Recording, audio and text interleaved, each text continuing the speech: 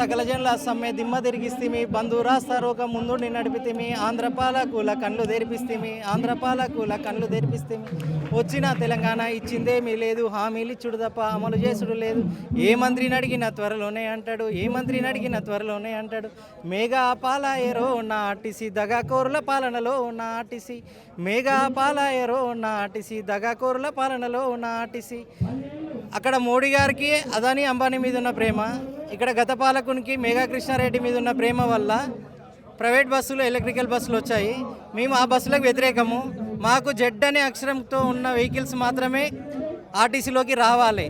వాటి వల్లనే సంస్థ పురోగతి ఉంటుంది. రాష్ట్రము కూడా కరెక్ట్ ట్యాక్సులు కానీ ఏదైనా కూడా ఒక్క రూపాయి కూడా అవినీతి చేయని ఆర్టీసీ ఆ బస్సులతోనే సాధ్యమవుతుంది. ఈ వచ్చే బస్సుల వల్ల అవినీతి వచ్చేదానికంటే పోయేది ఎక్కువ ఉంది మా దగ్గర. దయచేసి మేము ఆ బస్సులకు వ్యతిరేకము, అవి రానియకుండా ఉండండి. ఆ బస్సులను కూడా రేవంత్ అన్న సర్కారు మళ్ళీ పచ్చ జెండా ఊపి స్వాగతం పలుకుతుంది. దాన్ని మేము తీవ్రంగా వ్యతిరేకిస్తున్నాము.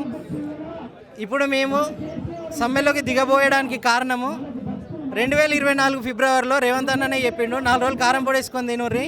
రాష్ట్రానికి ఇప్పుడే నేను కొత్తగా సీఎం అయినా 4 రోజులు అయితే నాకేందో దీని స్థితిగతులు ఏందో అర్థమైనాక నేను మిమ్మల్ని కడుపులో పెట్టి చూసుకుంటా అన్నారు.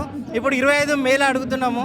గత సంవత్సరం మీరు చెప్పినందుకు గతంలో ఇచ్చిన హామీ మేరకు మేము ఆగినాము. ఎక్కడ కూడా ఎలాంటి ప్రభుత్వ వ్యతిరేక విధానాలు మేము ఎక్కడ తీసుకోలేదు. ఎక్కడ సమ్మెలు చేయాలని, ఎక్కడ నిరసన కార్యక్రమాలు తెలపాలని, ప్రజల్లో వ్యతిరేకత తీసుకురావాలని మేము ఏ రోజు కూడా అనుకోలేదు. మీరు ఆ రోజు చెప్పినందుకే మేము సంవత్సర కాలం పాటు వెయిట్ చేసినాము. ఇప్పుడు అడుగుతున్నాము మాకు ప్రభుత్వంలో విలీనం చేయండి అని. దానికి మీరంటారు ఆర్థిక భారము ఎక్కువ అవుతుంది, ఇప్పుడు రాష్ట్రము ఆర్థిక భారాన్ని మోసే స్థితిలో లేదు అంటుంది అని మీరు అంటున్నారు. చర్చలు జరిపిర్రా? చర్చలకు పిలవకపోవడమే కదా ఈరోజు చెప్తుండే పొన్నం నేను మాట్లాడితే మీతో లేదు. మా జేఏసీ నాయకులను ఏ రోజు పిలవలేదు. మా జేఏసీలో కూడా రేవంత్ అన్న అన్నాడు వేరే పార్టీలు రెడ్డి దాదాపు సభలనే అన్నాడు మీరు సమ్మెలకు పోకండి, నేను మాట్లాడతా, సమస్యలు ఉన్నాయి మాట్లాడతా అని చెప్పిండు. పొన్నం కూడా చెప్పిండు. మీరేమో చర్చలకు పోనంటారు. చర్చలకు రేవంత్ అన్న గారు ఇంతవరకు పిలవలేదు.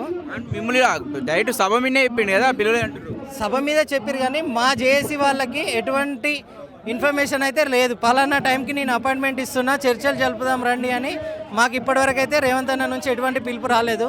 ఆ పిలుపులు వస్తే 95% పైగా ఆర్థిక భారానికి సంబంధించిన అంశాలే ఉన్నాయి. ఉద్యోగాల్లో వేధింపులు, అధిక పని భారము, యూనియన్ ఎలక్షన్లు జరపడము, వీటికి ఎక్కడ ₹1 కూడా ఖర్చు అవసరం లేదు. కానీ మాకు ఎందుకు మరి రేవంత్ అన్న మమ్మల్ని ఇంత దూరం పెడతాడు అని మేము ఈ స్థాయికి వస్తాము. రేవంత్ అన్న సర్కార్కి కూడా మేము నిరసన తెలియజేయాల్సి వస్తుందని మేము ఏ రోజు కూడా కల్లో కూడా ఊహించలేదు. ఇప్పుడు అది ఆ పరిస్థితి వచ్చినందుకు రేవంత్ అన్న కంటే ఎక్కువ మేము బాధపడుతున్నాము. గత పాలకులు మమ్మల్ని వాడుకొని వదిలేశారు. తెలంగాణ ఉద్యమంలో మా పాత్ర ఉంది, కాంగ్రెస్ ప్రభుత్వం అధికారంలో ఉండడానికి మా పాత్ర ఉంది. అయినా కూడా గత పాలకులు మమ్మల్ని అణచివేసిరు. ఈ ప్రభుత్వం కూడా మమ్మల్ని చర్చలకు ఇంతవరకు పిలవలేదు. మేము జనవరి చివరి వారంలో సమ్మెకు నోటీస్ ఇస్తే ఇవాళ మే మొదటి వారం కూడా పూర్తయ్యే పరిస్థితి వచ్చింది. ఇప్పటివరకు రేవంత్ అన్న మాకు అపాయింట్మెంట్ ఇవ్వలేదు, ఆ చర్చలకు ఎప్పుడు పిలవలేదు. విలీనం కంపల్సరీ చేయాల్సిందే. ఆర్థిక భారం ఎక్కువగా పడడం లేదు. 50 నుంచి 70 కోట్ల వ్యవధిలోనే ఉంటుంది రాష్ట్రం పట్ల. మా కృషికి మీరు అది ఇచ్చినా కూడా తక్కువే అవుతుంది. దయచేసి అర్థం చేసుకోరి. ఇతర రాష్ట్రాల మీద రిజిస్ట్రేషన్లు అయిన ప్రైవేట్ ట్రావెల్స్ ఆర్టీసీకి రావాల్సిన ఆదాయాన్ని ఎత్తుకోబోతున్నాయి. అయినా మీరు ఊరుకుంటున్నారు. ఎల్బీ నగర్లో, ఆరంగర్లో ప్రభుత్వంతో చర్చించాలి అన్నారు. ఆర్టీసీ కార్మికులకు సమ్మె ఆలోచన చేయడం సరికాదు అని చెప్పారు. 7 లక్షల కోట్ల రూపాయల అప్పుతోనే ఎక్కడైనా ఏదైనా అభివృద్ధి జరిగిందా మీరు ఆలోచన చేయండి. మీ కార్మికులకు ఏదైనా మేలు జరిగిందా? చనిపోయిన కార్మికుల పట్ల మానవత్వంతో ఎప్పుడైనా ఆలోచన చేసినా? ఆర్టీసీ కార్మికులు ఆనాడు ధర్నా చేసి ఆనాడు మీరు ఉద్యమం చేస్తే 50 మంది కార్మికులను పొట్టన పెట్టుకున్నారు, కానీ మీతోనే మాట్లాడలేదు. మరి మేము వచ్చిన తర్వాత ఈరోజు ఆర్టీసీని గాడిలో పెట్టి ఈరోజు లాభాల వైపు నడిపించే ప్రయత్నం చేస్తున్నాం. ఆర్టీసీ కార్మికులకు నేను విజ్ఞప్తి చేస్తున్నాను, మళ్ళీ సమ్మె అని చర్చలు చేస్తున్నాను. దయచేసి ఈ సంస్థ మీది. ఈ సంస్థను చర్చలకు పిలిచి కూడా మాట్లాడవచ్చు. ఆర్థిక అంశాలు లేని అంశాల పట్ల కూడా ఇంతవరకు చర్చ జరగలేదు. డైరెక్ట్ సాక్షాత్తు సీమే చెప్తుండు మీతో మాట్లాడతా అని. కానీ మీరేమో సమ్మె పోతా అంటారు. మాట్లాడుతా అంటే మేము వెళ్ళడానికి సిద్ధంగా ఉన్నాము. ఎక్కడ అపాయింట్మెంట్ ఇచ్చారు, ఏ ఆఫీస్కి వచ్చి కలవమన్నారు, మాకు ఇంతవరకు ఏం చెప్పలేదు. అలాంటిది వస్తే మేము మాట్లాడతాము. మాకు సీఎం మీద ఎప్పుడు వ్యతిరేకత లేదు, ఎందుకంటే అందరికంటే మేము కోరుకున్న వ్యక్తి సీఎంగా రావడం మేము అదృష్టంగా భావించినాం. కాబట్టి మాకు సమ్మె చేయాలనే ఉద్దేశం లేదు. సమ్మెలోకి మీరు నెట్టితే మాత్రమే అది సమ్మె అవుతుంది. దయచేసి పరిష్కరించే మార్గాలు ఉన్నాయి, పరిష్కరించాలనుకుంటే ఆలోచన వస్తుంది. రేపు మాట్లాడితే ఓకేనా మీది పిలిచి ఇప్పుడు దీన్ని రియాక్ట్ అయితే? ఏ క్షణంలో అర్ధరాత్రి 2 గంటలక 3 గంటలక ఫస్ట్ రింగుకే మా జేఏసీ నాయకులు ఫోన్ లిఫ్ట్ చేయడము, మీ ఆఫీస్ దగ్గర క్షణాల్లో వాలిపోవడము, మీతో చర్చించుకోవడము. మాకు కావాల్సింది అదే. సమ్మెకి వెళ్ళాలన్న ఉద్దేశము, ప్రయాణికులను ఇబ్బంది పెట్టాలన్న ఉద్దేశము మాకు ఎక్కడ లేదు. అలాంటి ఉద్దేశమే ఉంటే ఎలక్షన్ల టైంలోనో విద్యార్థులకు ఎగ్జామ్స్ జరిగే టైంలోనో మేము ఇలాంటి కార్యక్రమం చేపట్టే వాళ్ళం. విద్యార్థులు ఎగ్జామ్స్ అయిపోయినాయి, వాళ్ళు ఇంట్లలోనే కూర్చుంటున్నారు. దయచేసి విద్యార్థుల మీద ఎఫెక్ట్ పడొద్దనే మేము మార్చిలో సమ్మె చేయాల్సిన వాళ్ళము, మేదాకు వచ్చాము. దయచేసి అర్థం చేసుకోండి. మా గొంతెమ్మ కోరికలు కాదు, తెలంగాణ సాధనలో ఉన్నాము, కాంగ్రెస్ ప్రభుత్వం ఏర్పాటులో మేము ఉన్నాము. దయచేసి మా అంశాలను మీరు కొంత మనసు పెట్టి ఆలోచిస్తే ఒక్క క్షణంలో సమస్యలు తీరుతాయి. ఇవి దయచేసి అర్థం చేసుకోర్రి.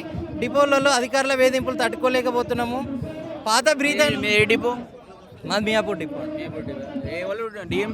నేను కండక్టర్. డిఎం ఎవరు? డిఎం గారు వెంకటేష్ గారు. ఇబ్బంది పెడతాడా? బ్రీత్ అనలైజర్లు మార్చాలి. అవి ఎప్పుడో పాతకాలం బ్రీత్ అనలైజర్లు, వాటి వల్ల చాలామంది ఉద్యోగాలు పోతున్నాయి. అసలు ఆల్కహాల్ అలవాటు లేని వాళ్ళు కూడా ఆల్కహాల్ పర్సెంటేజ్ ఎక్కువ చూపించి ఉద్యోగాలు పోయిన సందర్భాలు మా టీఎస్. 600 మంది రోజు ప్రగతి భవన్ చుట్టూ తిరుగుతారు. 600 మంది మాది చిన్న చిన్న రీజన్. అందులో కూడా వాళ్ళు ఉన్నారు. అసలు ఆల్కహాల్ వాళ్ళ డిమాండ్లు కూడా మీకు ఉన్నాయి. ఇప్పుడు వాళ్ళవి కూడా తీర్చాలని వాళ్ళ ఉద్యోగాలు కూడా వాళ్ళకి ఇవ్వాలి కదా.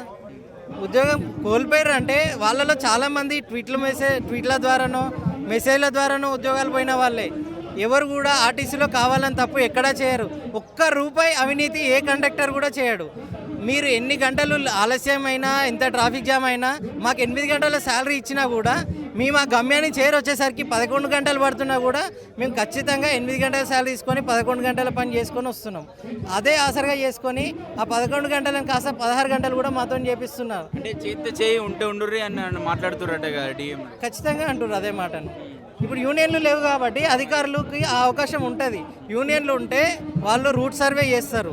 వీళ్ళు ఏంటంటే గూగుల్ మ్యాప్లో రూట్ చూసుకొని టైం ఫిక్స్ చేసి బస్సులు పంపిస్తారు. కానీ ఏ సందర్భంలో ఏ సిగ్నల్ దగ్గర ఏ రూట్లో ఎంత ట్రాఫిక్ జామ్ ఉంటుంది అనేది కరెక్ట్ దాన్ని సర్వే చేయకుండానే ఆఫీస్లో కూర్చొని సర్వే చేయడం వల్ల కొంత ఇబ్బంది పడుతున్నాం మేము.